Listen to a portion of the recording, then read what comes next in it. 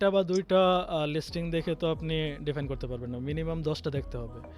যেটা স্পন্সর ছাড়া ওটা যদি ভালো সেল আসে তাহলে আপনি যেতে পারেন। আচ্ছা কি ভাই, আমি যে একটা প্রোডাক্ট ধরেন, এই যে প্রোডাক্টের ধরেন এটা যে হান্টিং করার পরে এটা ধরেন এখানে আমি বাইর করছি, এখানে মানে স্পন্সর দেখাইতেছে না।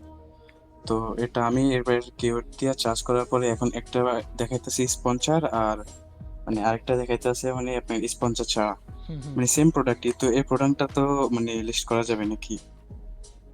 একটা বা ২ টা লিস্টিং দেখে তো আপনি ডিফাইন করতে পারবেন না। মিনিমাম ১০ টা দেখতে হবে।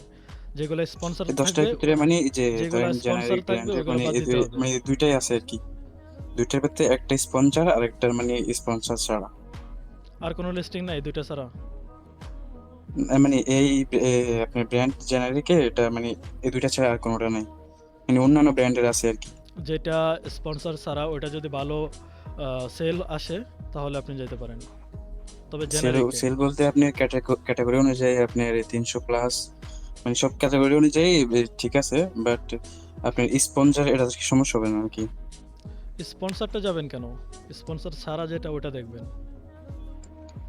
তো ওটা তো মানে সেম ব্র্যান্ডের আর কি, মানে যে সেল করতেছে ওই সেম সেলারেরই। তো একটা দেখাইতেছে স্পন্সর আর একটা দেখাইতেছে আপনি স্পন্সর ছাড়া। তো স্পন্সরটা দেখবেন কেমন সেল হয় আর স্পন্সর ছাড়া যেটা ওটা দেখবেন কেমন সেল হয়। স্পন্সরটা না দেখাই দুটোটাই বেস্ট। মানে দুটোটাই সেম সেম আর কি। তো এখন মানে একই উপরে উপরে দুটোটাই বাসতেছে, একটা স্পন্সর উপরে লেখা আছে আর একটা স্পন্সর ধরেন লেখা নেই, মানে এটা সাইটে আর কি। তাহলে রিভিউ দেখবেন কতদিন আগের লিস্টিং দেখবেন। যদি বেশি দিন পুরানো হয় তাহলে যাওয়ার দরকার নেই। নতুন হলে যাইতে পারেন। বেশি দিন বলতে মানে 1 বছরের বেশি হলে নাকি 1 বছরের নিচে পায় নাকি আরো কম? ৩ মাসের ভিতরে হলে ভালো হয়। ৩ মাস ২ মাসের ভিতরে হলে ভালো হয়। আচ্ছা আচ্ছা, ওকে।